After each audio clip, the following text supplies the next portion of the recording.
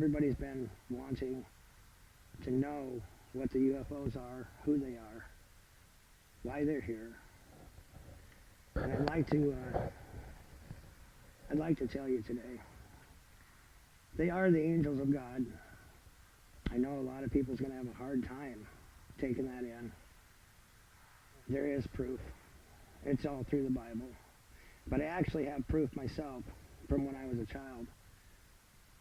I died at 7 years old and drowned and went to heaven. I met God. I met some people in heaven. He sent me back and told me to share that experience with everybody. And I did. I've shared it with quite a few. Not obviously everybody, but from that point at 7 years old, I've had so many miracles now. But I mean, just the following years, I was 8. I fell through a pond, and I kept breaking the ice as I would get out. And finally, I heard a voice saying, "Wait." And because I said to God, "This is the last time. I can't try again." I've been in the water for about 20 minutes. The ice was broken, and it breaks every time I get up on it, and I just didn't have any energy left. And I heard a voice say, "Wait." And I didn't exactly know why, but I waited. I listened. And it was about a minute went by, and he said, "Okay, now try." And so I did, and the ice held me. And I stayed sprawled out. And I'm only 8, but I stayed sprawled out and made it to the side and got out. And without God's help to tell me to wait, I wouldn't have waited. So I consider that a miracle. The same year, I followed friends of mine across the bridge. There was a double bridge. There was a single bridge that goes across the interstate, and then another bridge they built on top of that.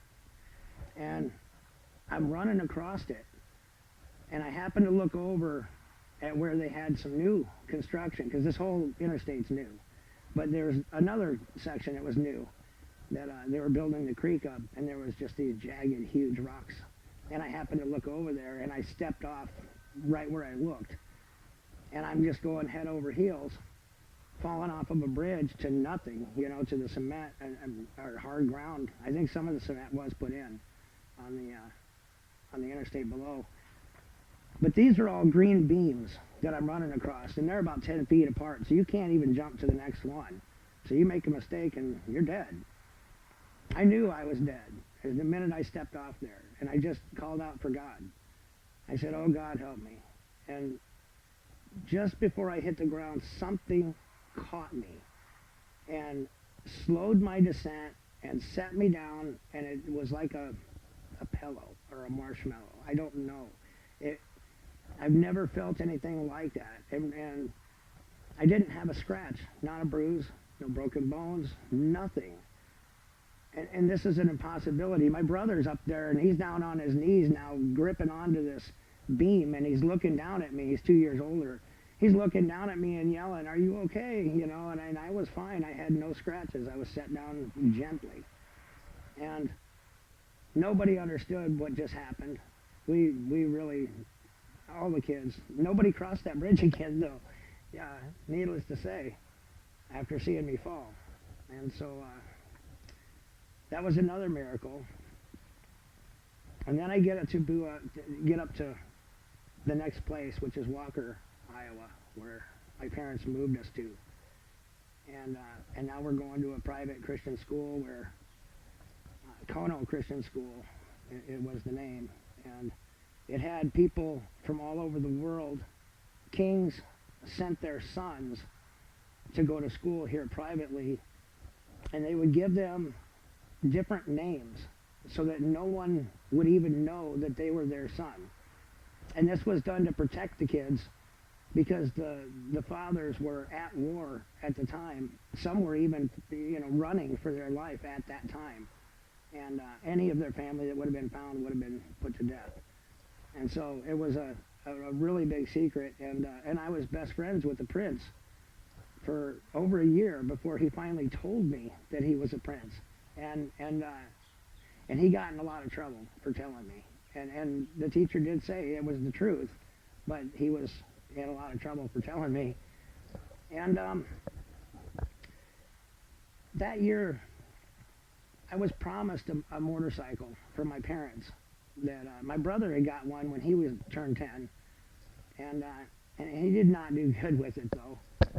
And so when it was my turn to get one, and they had promised for 2 years, and so I had worked so hard. I did other chores that were not mine, and I did them for my brother and sister, just to be good. And I got on the honor roll, and I worked my tail off to be on that honor roll. And driving home, we went to Cedar Rapids to visit my grandma for Christmas Eve. And driving home that night, about 10:30, 11 o'clock, it was close to it was about 10:30. And we leave Center Point. We're in between Center Point and Walker. And I happen to look over, and there's markers on the way that I've always noticed, like these radio antennas. And I know where I was. And I looked over and I saw 3 lights. And the first thing I thought was maybe the radio antennas, but they were so low, and I noticed they're moving. And so there's 2 white ones and a red one in front, like a triangle kind of. And they're lower than the tops of the trees, just kind of off the ground, not too far. But they're going along the same speed or so as our car. And I'm watching them out the window, and all of a sudden the 2 back ones start flying around the front one in a circle, like going right in front of him. And it was almost like they were 2 kids playing a game and just chasing each other around the adult. And just a few seconds of that, maybe 3 times of going around him, then it looks like they're made to get back into line, and they both go back to the back positions, and then they slowly go up to him and actually merged with it. And then it went to a kind of a jerk and flew off into space. I mean, just made a streak all the way out to outer space. I didn't know what I had just saw. My mom and dad was fighting, so they were arguing, and on the way home. And I don't know what the argument was, but I know I wasn't supposed to be involved or interfere, in any way. But I couldn't help it. I had to get my mom's attention and say, "Mom, what is that?" And so I made her look anyway, even in the middle of the argument. And she did look over and say she thought it was the radio antennas, because she knew about where we were too.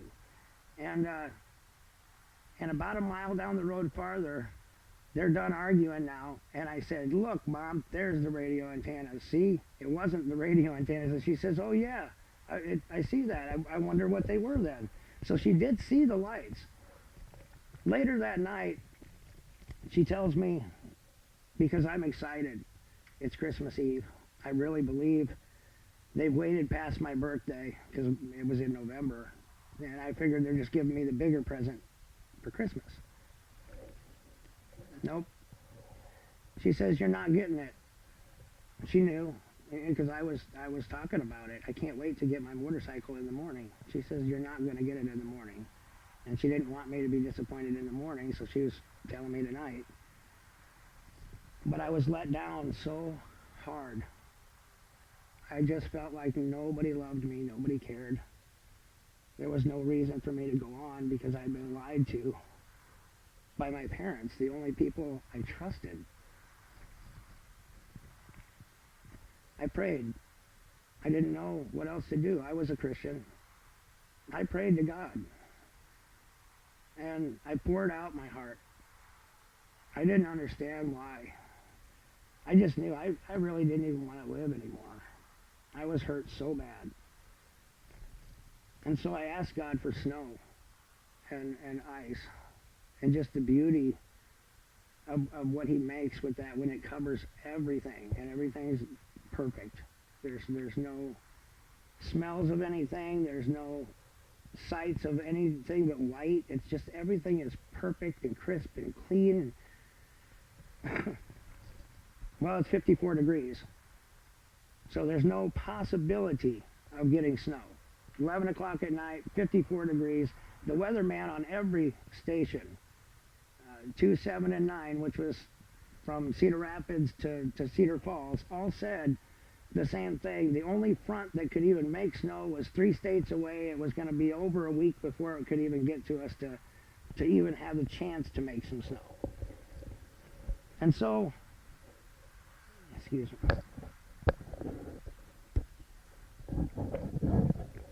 So I'm